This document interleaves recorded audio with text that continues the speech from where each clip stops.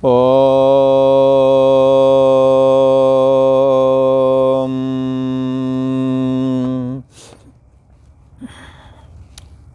श्री योग वासिष्ठ के उत्पत्ति प्रकरण में श्री वशिष्ठ जी महाराज बोले, हे राम जी, मन में जैसा संवेग होता है वो वैसा ही रूप शीघ्र ही बना लेता है।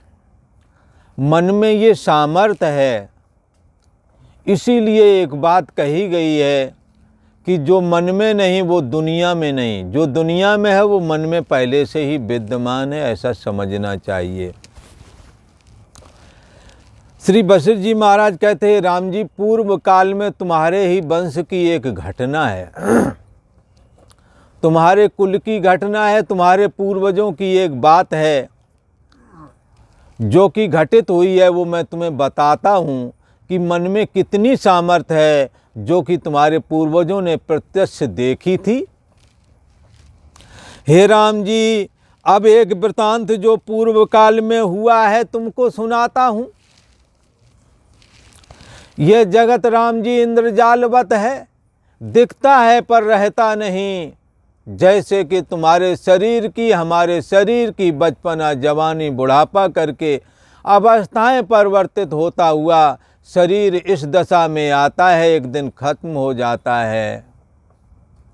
जैसे शरीर की अवस्थाएं बदलती हैं, ऐसे ही देहांतर भी होता है, देह का त्याग भी होता है। धीरज तत्र न मुह्यति।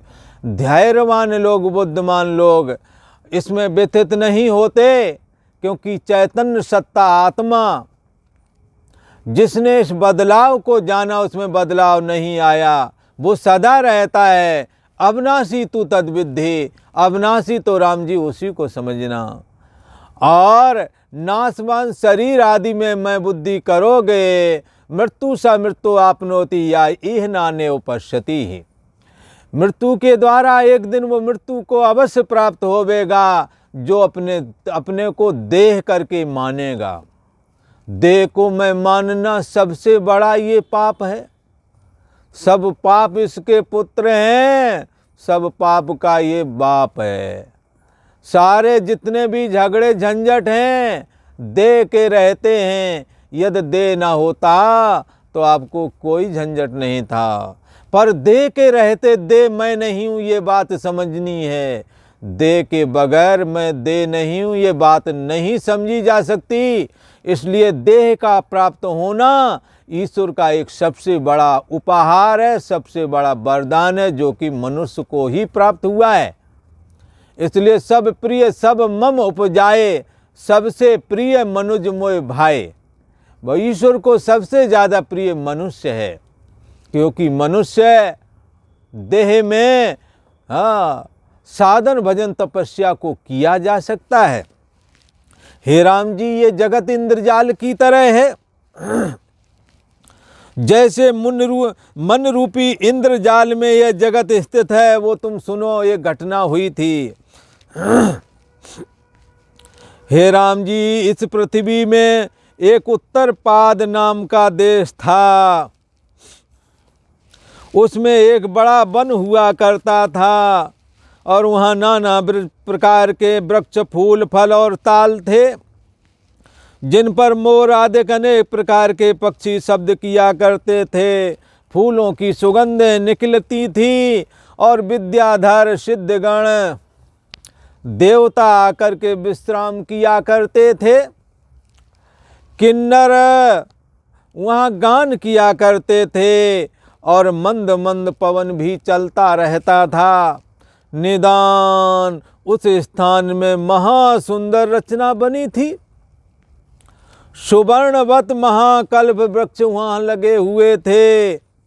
उस देश का लवण नाम राजा अति तेजवान और धर्मात्मा महाराजा हरिश्चंद्र के कुल में उत्पन्न हुआ था। उसका ऐसा तेज हुआ राम जी कि शत्रु उसका नाम स्मरण करें तो उनको जोर चढ़ जावे, अर्थात डर जाते थे, दुखी हो जाते थे। लवण बड़ा पराक्रमी राजा था और वह श्रेष्ठ पुरुषों की पालना करता था। उस राजा के यश से राम जी संपूर्ण पृथ्वी पूर्ण हो गई और स्वर्ग में देवता और विद्याधर यश गाते थे उसका। राम जी उस राजा में लोभ बिल्कुल नहीं था, कुटिलता नहीं थी। हे राम जी, वह राजा बड़ा बुद्धिमान और उदार था। एक दिन सभा में बड़े ऊंचे सिंहासन पर वह बैठा हुआ था। सुंदर स्त्रियों का नृत्य गान चल रहा था। दरबार में अति सुंदर बाजे बज रहे थे और मधुर ध्वन होती थी। राजा के शीश पर चमर झूलता था और मंत्री और मंडलेश्वरों की सेना आगे खड़ी राजा को अपने देश मंडल की वार्ता सुना रही थी कि फला देश में फला जनपद में ये हुआ ये हुआ ये हुआ। ये सारी वार्ताएं दरबार में चल रही थी।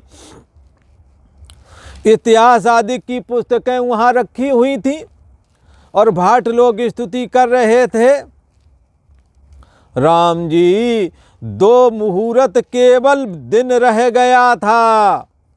हाँ, उस काल में एक इंद्रजाली बाजीगर आडंबर के साथ सभा में प्रवेश कर गया, आ गया सभा में और राजा से कहने लगा, हे राजन, तुमने राज संचालन किया, हमारा भी कौतुक देखो, मैं तुम्हें एक कौतुक दिखाऊंगा, आप मेरा कौतुक देखिए। इतना कह कर के राम जी अपना पिटारा उसने खोल दिया और उसमें से एक मोर की पूंछ, मोर पुच्छ वो रखते ना, कई मोर के पंखे बांध करके इकट्ठे तो यूं यूं घुमाता बाजीगर। पिटारा खोला राम जी, उसमें से उसने एक मोर की पुच्छ निकाल कर राजा के मुंह के ऊपर यूं यूं घुमाई। उससे राजा को नाना प्रकार की जगत रचना दिखने लगी। दरबार की सुध बुध भूल गई। पूंछ घुमाते ही राजा को नाना प्रकार की रचनाएं भाषित होने लगी, मानो परमात्मा की ये माया है। और नाना प्रकार के रंग राजा ने देखे उस मूर पक्ष के घुमाने के बाद में। उसी क्षण किसी मंडलेश्वर का एक दूत एक घोड़ा लेकर राजा के निकट आया और बोला, ये मोरपुच्छ घुमाने पर देख रहा है, कोई आया नहीं, सारे दरबारी लोग बैठे हुए हैं। अब बाजीगर ने मोरपुच्छ घुमाया तो घटना क्या हुई, नाना प्रकार की रचनाएं देखता है। और उसी समय एक मंडलेश्वर घोड़ा प्रवेश करता, घोड़ा लेकर के आया और क्या बोला, हे राजन, ये महाबलवान घोड़ा लेकर के मैं आया हूँ। और कहता है, राजन, ये महाबलवान घोड़ा, जहाँ से मैं ये घोड़ा लेकर एक राजा के पास, क्या बोला है वो आकर के, मंडलेश्वर का दूत एक घोड़ा लेकर राजा के निकट आया और बोला, हे राजन, ये महाबलवान घोड़ा राजा ने आपको दिया है। किस राजा ने?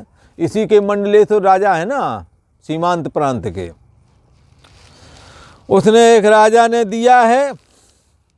और ये घोड़ा कैसा है? उच्चई श्रवा इंद्र का घोड़ा समुद्र मथने से निकला है, तैसा ही है ये घोड़ा। इसका पवन के समान वेग है। मेरे स्वामी ने कहा है, जो उत्तम पदार्थ है वो बड़ों को दे देना चाहिए और ये आपके योग्य है। इससे हे राजन, इसे ग्रहण कीजिए। तब इंद्रजाली बोला, जिसने मोरपुच्छ घुमाया था, मोरपुच्छ तो घुमा दिया, अब राजा को लगा कोई आया है, घोड़ा लेके आया, वो कह रहा ये तुम्हारे लिए है, हमारे राजा ने भेजा है, बढ़िया चीज़ राजा को देना चाहिए। तब वो बाजीगर कहता, चढ़ जाओ इस पे राजन।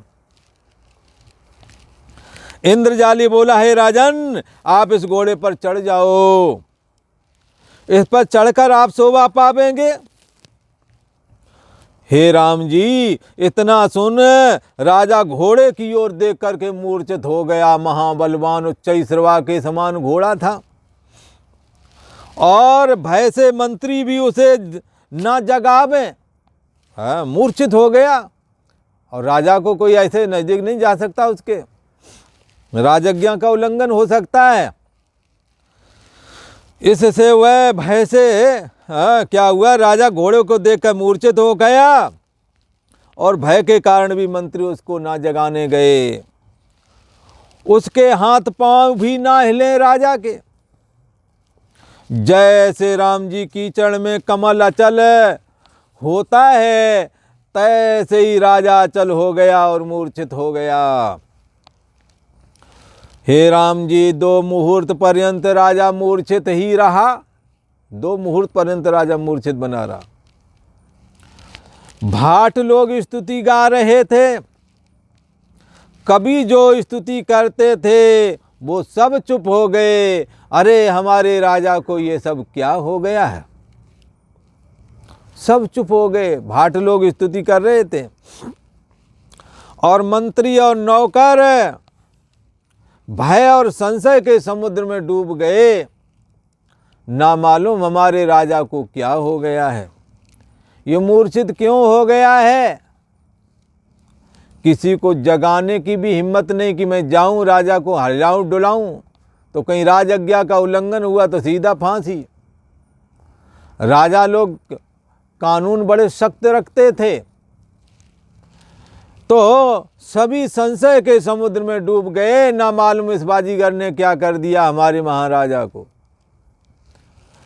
मंत्री और नौकर भय और संशय के समुद्र में डूब गए। उन्होंने जाना कि अरे अरे, राजा के मन में कोई बड़ी चिंता उपजी है, जिस कारण से ये राजा बेहोश हो गया है।